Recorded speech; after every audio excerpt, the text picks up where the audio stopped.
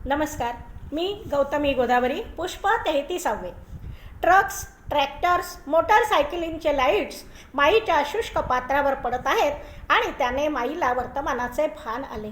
तिची दृष्टी त्या वाहनांवर रोखली गेली, पण मन मात्र गुरु गोविंद सिंगांना सोडून वर्तमानात येत नाही. प्रभू, या नांदेडच्या भूमीत खूप मोठा इतिहास दडला आहे. कितीतरी राजघराणी होऊन गेलीत, तर शेकडोंनी कर्तबगार लेकरे या भूमीने जन्मास घातली. हा प्रदीर्घ कालखंड आणि घटनांच्या मानाने गुरु गोविंद सिंग जणू काही क्षणासाठीच येथे विसावला, पण त्या काही क्षणातच त्याने भविष्यात येणाऱ्या मानवी पिढ्यांसाठी एक क्रांतिकारक पाऊल उचलून हजारो वर्षांसाठी मानवाला एक राजरस्ता, एक महामार्ग तयार करून ठेवला, आणि तो म्हणजे गुरुदा गद्दी. कुणाही मानवाला सुपूर्द न करता ती सरळ ग्रंथसाहेबांना सुपूर्द केली आणि स्पष्ट सांगितले, गुरु मानियो ग्रंथ. ग्रंथालाच गुरु मानून त्यात सांगितलेल्या रस्त्याने वाटचाल करा. साधा, सोपा आणि सरळ उपदेश. प्रभू, त्याच्या परंपरेतील तो स्वतः दशम गुरु होता. गुरुपदाचा मान सन्मानही त्याने अनुभवला होता आणि गुरुपदाचे चटकेही त्याने सोसले होते. त्याचबरोबर दरवेळेस गद्दीसाठी सुयोग्य गुरु लाभेलच असे नाही, हे त्याच्या दूरदृष्टीने ओळखले आणि म्हणूनच गुरुपदावर व्यक्ती विराजमान होण्यापेक्षा तत्व विराजमान झालेली योग्य राहतील, आणि ती त्रिकालदर्शी तत्व कुणीही बदलणे शक्य नाही, हेही त्याने ताडले. काय ही दीर्घदृष्टी! प्रभू, हे असेच प्रत्येक धर्माच्या अनुयायींनी केले तर किती छान होईल. गीता, कुराण, बायबल आदी सर्व ग्रंथ गुरुपदावर असतील आणि मानव त्यांनी दाखवलेल्या वाटेवर चालेल. पण या झाल्या जर तरच्या गोष्टी. या जर तरने वास्तव थोडेच बदलणार आहे, आणि वास्तव वेगळेच आणि अति भयान आहे. मानव आध्यात्मिक शब्दाचा अर्थ समजून न घेता स्वतःच्या कर्मकांडी प्रवृत्तीलाच आध्यात्मिक वृत्ती समजतो, पण एवढ्याने भागलेले नाही. त्याची भोगवादी प्रवृत्ती त्याला रसातळाला घेऊन गेली आहे. आता हेच पाहना, माझ्या उगमापासून संगमापर्यंत भोगवाद कसा नाचतोय. जागोजागी हे ट्रक, ट्रॅक्टर, मोटरसायकली हे अशा मध्यरात्री माझ्या पात्रात काय करतायत? हे काय माझ्या दर्शनाला आले? हे मला माझ्या आईला ओरबाडायला आले. प्रभू, द्रौपदीचा अपमान एकदाच झाला होता. तिची वस्त्रे एकदाच ओरबाडली गेली होती, तर कृष्ण रूप पोषक शक्ती त्वरित रक्षणास पातली आणि तिचे रक्षण केले. आणि मी, माझे काय? ही तुमची संतती मला रोज ओरबाडते, तर तुम्ही तिला कुठवर माफ करणार आहात? आणि जर तुम्ही मला वाचवणार नसाल तर संपवा तरी. माईचा संताप उफाळून आलाय.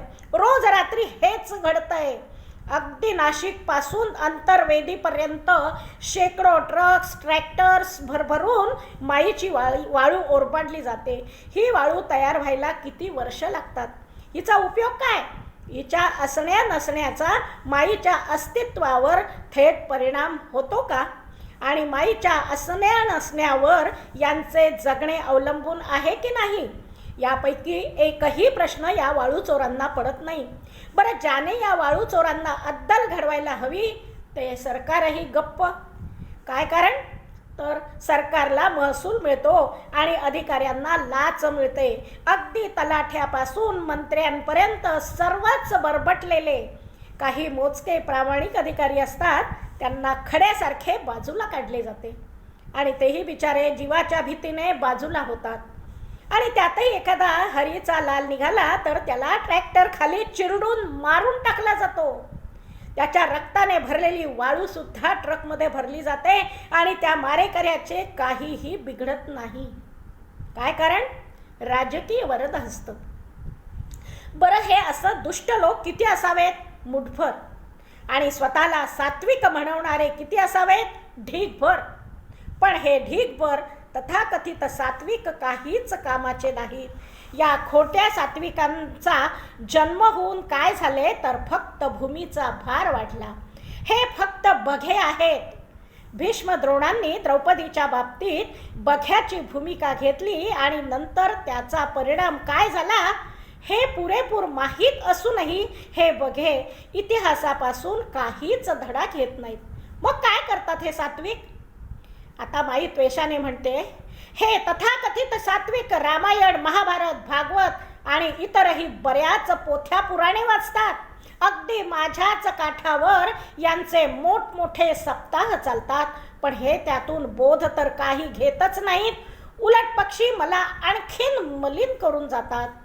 महर्षी व्यासाने लिहिलेले महाभारत माझ्या काठी वाचतील.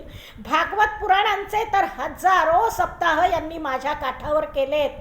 पण त्याच महर्षी व्यासाने माझ्या कुशीत बसून एका वेदाचे 4 वेद अर्थात 4 भाग करून याच लोकांना वेदाचा अभ्यास सोपा करून ठेवलाय, हे त्यांच्या गावीही नाही. अरे वाळू ओरबाडणाऱ्या हरामखोरांनो, तुम्हाला माझ्या वाळूत फक्त पैसा दिसतो ना? बरोबर आहे म्हणा. तुमचे काय, तुम्ही उद्या पैशासाठी जन्म दिलेली आईही विकायला न्याल. इथे माझ्या वाळूत दडलेली सुप्त शक्ती तुम्हाला कुठून दिसणार? ती शक्ती कृष्ण द्वैपायनाला अर्थात महर्षी वेद व्यासाला कळली. त्याने 5000 वर्षांपूर्वी स्थापित केलेली ती शक्ती तुम्हाला आजही बासर क्षेत्री पाहावयास मिळेल. प्रभू, काय सुंदर क्षण दिलेत माझ्या कृष्ण द्वैपायनाने. त्या एक एक आठवणींच्या आधारे तर आला क्षण ढकलते. धन्यवाद.